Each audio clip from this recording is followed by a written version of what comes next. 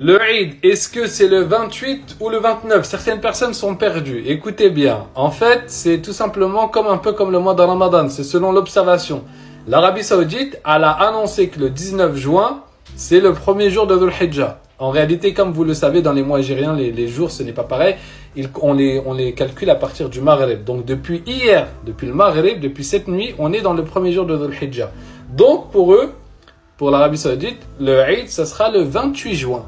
Mais pour d'autres pays, par exemple, comme le Maroc, comme la Tunisie, me semble aussi, eux, leur calcul, vu qu'ils ne l'ont pas vu, ils ont complété. Aujourd'hui, pour eux, on est toujours le 30. On est toujours le 30 du mois précédent et qu'au Maghreb, on va rentrer dans le premier de Dhul Hijjah. Donc, pour ceux qui vont, ne vous embrouillez pas. En France, généralement, ils vont tous suivre l'Arabie Saoudite.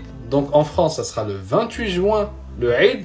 Mais pour les pays comme le Maroc, la Tunisie et tous ceux qui les ont suivis dans le calcul et qui ont eu le même résultat, pour eux, le Eid, ça sera le 29 juin. Donc, pareil, vous avancez, si vous suivez le Maroc, par exemple, vous avancez d'un jour. Pareil, ici, là, vous allez comprendre que le jour de Arafat, le jeûne pour vous, ce sera le 28. Et n'hésitez pas à jeûner le 27 aussi, en cas de doute, si jamais, c'est eux qui avaient raison.